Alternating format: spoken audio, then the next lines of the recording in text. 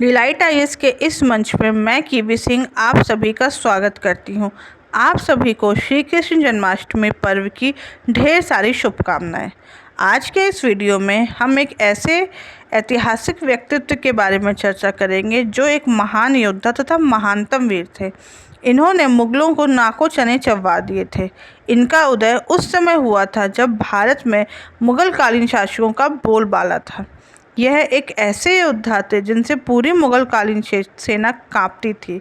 अगर वह सफल होते तो आज भारत के इतिहास का स्वरूप ही भिन्न होता।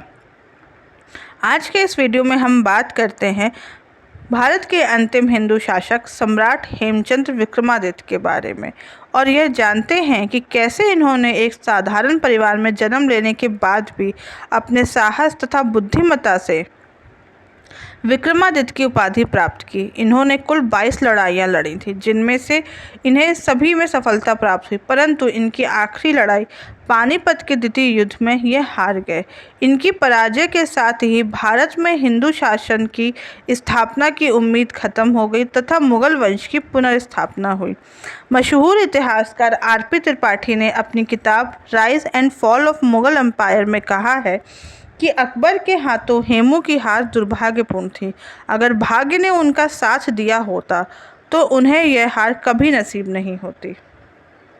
एक दूसरे इतिहासकार आरसी मजूमदार भी कहते हैं कि पानीपत की लड़ाई में एक दुर्घटना की वजह से हेमू की जीत हार में बदल गई, वरना उन्होंने दिल्ली में मुगलों की जगह हिंदू राजवंश की नींव रखी होती। हेमू के बारे में जानने से पहले चलिए चलते हैं थोड़ा पीछे और जानते हैं मुगलकालीन शासन की स्थापना के बारे में।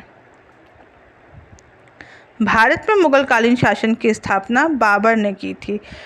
1526 में पानीपत का प्रथम युद्ध बाबर तथा इब्राहिम लोधी के मध्य हुआ था। इसमें बाबर की विजय के साथ ही भारत में मुगलकालीन वंश की स्थापना हुई, परंतु 1530 में ही बाबर की मृत्यु हो गई। इसके पश्चात बाबर के पुत्र हुमायूं ने राजगद्दी संभाली। 1539 तथा 40 के मध्य होने वाले कन्नौज तथा चौसा के युद्ध में शेर शाह सूरी ने हुमायूं को हरा दिया, जिससे हुमायूं देश छोड़ के भागने के लिए मजबूर हो गया। उसके पश्चात शेर शाह सूरी ने दिल्ली में सूरवंश की स्थापना की, परंतु यह शासन भी ज़्यादा लंबा नहीं चला। 22 मई 1545 में कालिंजर युद्ध में यह वीर गति को प्राप्त हो गए। इसके पश्चात इनके अन्य उत्तराधिकारी भी आए, परंतु यह इतने योग्य न थे। इसका फ़ायदा उठाते हुए हुमायूं ने सन 1555 के दौरान वापस से मुगल वंश की स्थापना की, परंतु इनकी मृत्यु 7-8 महीने के अंतर्गत ही हो जाती है। फिर दिल्ली की राजगद्दी पे अकबर का आगमन होता है। अकबर उस समय सिर्फ 11 या 12 वर्ष के थे। इसी समय हेमू का प्रवेश होता है। वह बंगाल, बिहार, उत्तर प्रदेश तथा मध्य प्रदेश की कई रियासतों को जीतते हुए आते हैं तथा दिल्ली में आके विक्रमादित्य की उपाधि प्राप्त करते हैं। इसके पश्चात ही इनका युद्ध अकबर से होता है। आज के इस वीडियो में हम हेमू के जीवन के कुछ पहलुओं के बारे में चर्चा करेंगे, जैसे कि उनके जन्म के बारे में, उन्होंने यह उच्च पद एवं लोकप्रियता कैसे प्राप्त की उसके बारे में, इनके दिल्ली पे अधिकार के बारे में, पानीपत के युद्ध तथा पराजय तथा हेमू की हवेली के बारे में, जो कि अभी भी रेवाड़ी में विद्यमान है। आइए जानते हैं हेमू के जन्म के बारे में।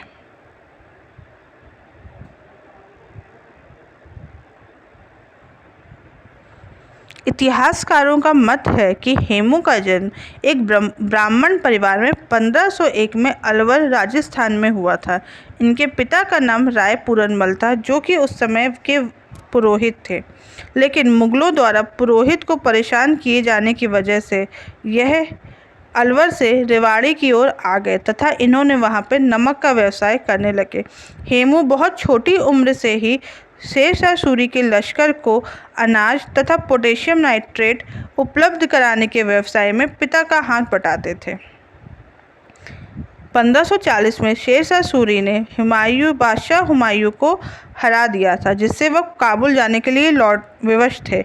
हेमू ने उसी वक्त रेवाड़ी में धातु के विभिन्न प्रकार के हथियार बनाने की नींव रखी, जो आज भी रेवाड़ी में पीतल, तांबा, इस्पात के बर्तन आदि बनाने के रूप में काम आती है। भारत में तोप बनाने के कारखाने का निर्माण हेमू के द्वारा ही किया गया था, लेकिन भारत में तोप का परिचय बाबर के द्वारा हुआ था। आइए जानते हैं कि हेमू को उच्च पद कैसे प्राप्त हुआ। शेरशाह सूरी की मृत्यु सन 1545 में हो जाती है। इसके पश्चात इनके पुत्र इस्लाम शाह सूरी ने राजगद्दी संभाली। इस्लाम शाह को हेमू की प्रशासनिक क्षमता पे बहुत ही ज़्यादा भरोसा था। उन्होंने उसको व्यापार तथा वित्त के कार्यों के लिए अपना निजी सलाहकार नियुक्त किया था और हेमू ने भी अपनी योग्यता को सिद्ध किया था। यह इस्लाम शाह सूरी के विश्वास पात्र बन गए थे। इस्लाम शाह हेमू से अपने हर विषय पर चर्चा लेता था, चाहे वह व्यापार से जुड़ा हो या वित्त संबंधी हो। उनके कामों से प्रसन्न होकर हेमू को दरोगा एक चौकी बनाया गया तथा उच्च पद मिला था। इसके पश्चात इस्लाम शाह की मृत्यु हो गई और उनके 12 वर्ष के अल्पवयस्क पुत्र को उन्हीं के मामा आदिल शाह सूरी ने मार दिया और राजगद्दी पर कब्जा कर लिया। आदिल शाह ने भी हेमू को अपना वजीर नियुक्त किया था, क्योंकि वह योग्य था और आदिल शाह अपने अय्याशियों में अपना समय व्यतीत करता था। आदिल शाह अय्याश तथा शराबी किस्म का व्यक्ति था। उसे शासन की बिल्कुल भी परवाह नहीं थी। इस समय संपूर्ण अफगान शासन का प्रबंध हेमू के हाथ में आ गया था, लेकिन सेना के भीतर से हेमू का विरोध होने लगा, परंतु उन्होंने अपने सारे विरोधियों को शांत करा दिया, क्योंकि हेमू की सेना के जितने भी सैनिक थे वह भारत में रह के अपने आप को भारतवासी मानने लगे थे और मुगलों को विदेशी मानते थे। इसी वजह से हेमू हिंदू और अफगानों दोनों में ही काफ़ी लोकप्रिय हो गया था। आइए जानते हैं दिल्ली पे अधिकार कैसे हुआ हेमू का।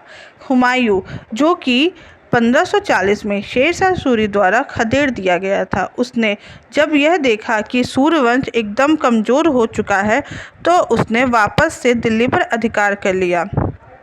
इस समय अफगान के सरदार आपस में ही संघर्ष कर रहे थे और हेमू उस समय बंगाल में था।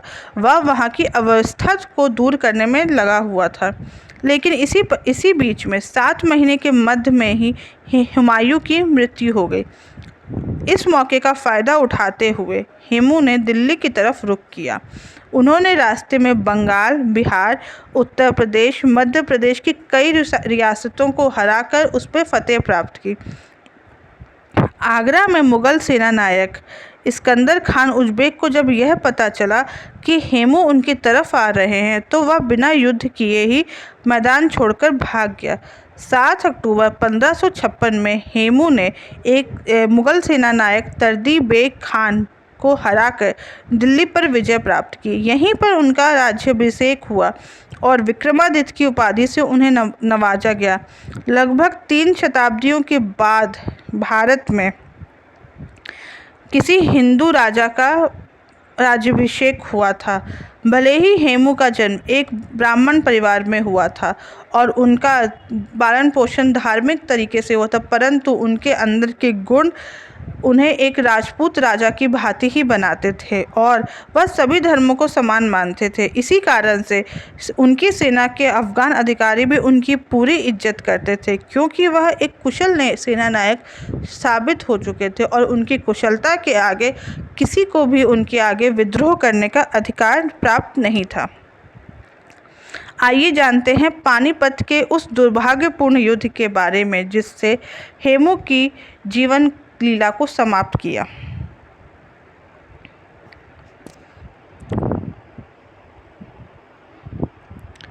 पानीपत का दूसरा युद्ध सन 1556 5 नवंबर को हुआ था। इसमें सम्राट हेमचंद विक्रमादित्य तथा अकबर की सेना के मध्य पानीपत के मैदान में यह लड़ा गया था। अकबर के सेनापति खान जमान तथा बैरम खान के लिए यह एक निर्णायक जीत थी। इस समय अकबर काफ़ी छोटा था तथा तो वह इस युद्ध से सिर्फ नाम के लिए ही जुड़ा हुआ था। इस युद्ध के फलस्वरूप यह हमें पता चल गया कि दिल्ली में किसका शासन कब तक रहेगा। इस युद्ध के फलस्वरूप दिल्ली पर वर्चस्व के लिए मुगलों तथा अफगानों के बीच संघर्ष को अंतिम निर्णय मुगलों के पक्ष में चला गया और यह भी पता चल गया कि अगले 300 वर्षों तक की सत्ता मुगलों के पास ही रही। अकबर और उसके संरक्षक बैरम खान ने व्यक्तिगत रूप से इसमें भाग नहीं लिया था, वह तो युद्ध से काफ़ी दूर तैनात थे। अकबर खान ने 13 वर्षीय बाल राजा को व्यक्तिगत रूप से मैदान में उपस्थित होने की अनुमति नहीं दी थी, क्योंकि यह खतरे से खाली नहीं था। उनके अनुसार वह यह युद्ध जीतने वाले नहीं थे, उन्हें तो बस किसी भी भांति से अकबर को बचा कर रखना था। लेकिन इस सब के पश्चात भी उन्होंने एक सुसज्जित तथा प्रशिक्षित 5000 सैनिकों की एक विशेष टुकड़ी को युद्ध के लिए भेजा। मुगलों की एक अग्रगामी सेना की टुकड़ी में 10,000 घुड़सवार होते हैं, जिसमें से 5,000 अनुभवी सैनिक थे जो हेमू की अग्रिम पंक्ति को सेना से लड़ने के लिए तत्पर थे। हेमू ने अपनी सेना का स्वयं नेतृत्व किया था। हेमू की सेना में 1500 हाथी तथा उत्कृष्ट तोपखाने से सुसज्जित थी। हेमू 30,000 की सुप्रशिक्षित राजपूत तथा अफगानी अश्वरोही सेना के साथ उत्कृष्ट क्रम में आगे बढ़ा। आप चित्र में देख सकते हैं कि किस प्रकार से यह युद्ध लड़ा गया था तथा हेमू की हाथियों की सेना ने किस तरीके से मुगल सेना का जीना दूभर कर दिया था। युद्ध के मैदान में हेमू ने अपने 1500 हाथियों को मध्य में बढ़ाया। इस समय मुगल सेना में गड़बड़ी फैल गई। ऐसा जान पड़ता था कि मुगल सेना को हेमू की सेना रौंद देगी।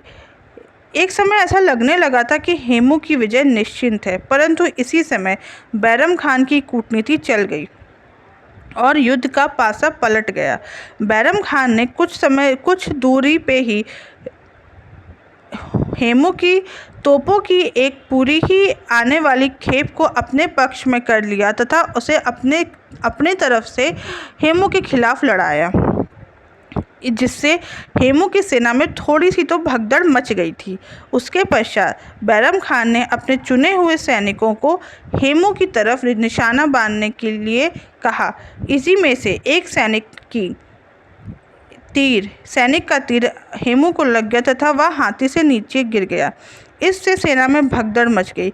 हेमू का महावत उसके हाथी को लेकर भाग गया, किंतु मुगल सेना ने उसे पकड़ लिया। हेमू को गिरफ्तार करके अकबर के सामने लाया गया था। इस समय बैरम खान ने हेमू के सिर को काटकर यह कहा अकबर से कि इसे मार के गाजी की उपाधि धारण करें, परंतु अकबर इस कार्य के लिए राजी नहीं हुआ। तब बैरम खान ने ही हेमू का सर धड़ से अलग कर दिया, परंतु अकबर का हाथ उसमें अवश्य लगाया।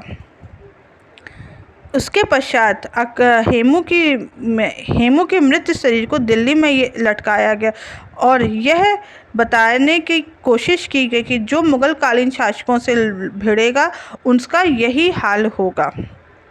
इस प्रकार मुगल कालीन शासक अर्थात अकबर का दिल्ली में 3 आने वाले वर्षों के लिए वर्चस्व स्थापित हो गया। भारत के अंतिम हिंदू सम्राट तथा पानीपत की दूसरी लड़ाई के नायक विक्रमादित्य की एक हवेली रेवाड़ी में स्थित है। यह जर्जर हाल में है। ये रेवाड़ी के कुतुबपुर मोहल्ले में स्थिति इस हवेली की स्थिति दयनीय है। इतिहास की यह धरोहर समाप्त होने की कगार पे। हेमू को मध्यकाल का नेपोलियन कहा जाता था। उसके गौरवपूर्ण पहलू की तमाम स्मृतियां इस हवेली में रखी हुई हैं। 2.5 मंजिली हवेली की प्राचीन कलात्मक कारीगरी की जीती जागती मिसाल है। कलात्मक मुख्य द्वार, नक्काशी से सजी दीवारें तथा दुर्लभ पत्थरों पर आकर्षक कारीगरी आपको प्रभावित अवश्य करती है। इसके अंदर प्रवेश करते ही वर्गाकार चौक आपका स्वागत करता है। इसमें चारों ओर कलात्मक नक्काशी है। यह इस हवेली का द्वितीय तल खास प्रकार की ईंटों से बना है, जिन्हें लखौरी ईंटें कहा जाता है। यह 5 इंच लंबी, 3.5 इंच चौड़ी तथा 1.5 इंच मोटी ईंटें होती हैं। इनकी चिनाई पुर्तगाली शैली में होती है। इस हवेली का जीर्णोद्धार 1540 में हुआ था। इस तल पर 2 वर्गाकार सभागार हैं। इसकी एक की छत गिर चुकी है, परंतु दूसरे की स्थिति अभी तक ठीक है। सबसे ऊपर का तल खुला हुआ है, किंतु इसकी चारदीवारी 7-8 सुरक्षा कवच जैसी प्रतीत होती है।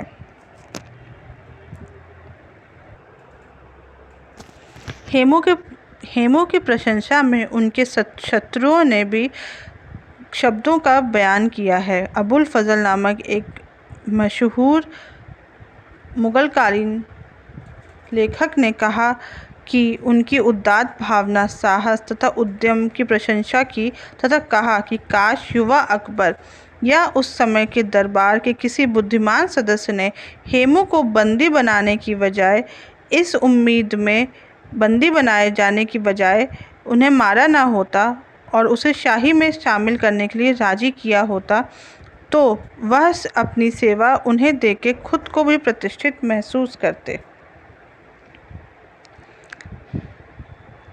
सम्राट हेमचंद विक्रमादित्य ने भले ही बस 1 महीने या 4 महीने ही राज किया हो, पर शताब्दियों के इस्लामी साम्राज्य के बीच उनके जितना प्रभावशाली व्यक्तित्व अवश्य ही भारत के इतिहास का एक महत्वपूर्ण अध्याय है। संयोगवश उनकी आंख में तीर लग जाने से यह राज अकबर का हो गया, परंतु हेमचंद्र की महत्वाकांक्षा की अवश्य ही दाद देनी पड़ेगी। भारतीय इतिहास का वह एक उज्जवल नक्षत्र थे।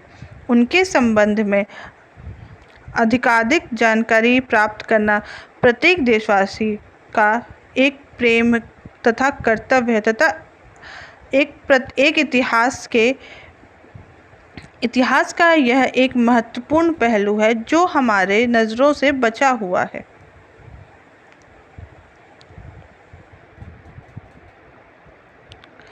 अगर युद्ध में वह आवारा तीर हेमू को नहीं लगता, तो वह एक संस्कृत ब्राह्मणवादी राजवंशी परंपरा की बहाली करते, जो कि सदियों से मुस्लिम शासन के अधीन था। आशा करती हूँ कि आप सभी को यह वीडियो उपयोगी लगा होगा। सम्राट के बारे में परीक्षा उपयोगी तथ्यों का मैंने इस वीडियो में समावेश किया है। अगर आपको किसी भी प्रकार की क्वेश्चंस या क्वेरी हो तो आप कमेंट सेक्शन में ज़रूर बताएं और हमारे टेलीग्राम चैनल को ज़रूर ज्वाइन करें। धन्यवाद।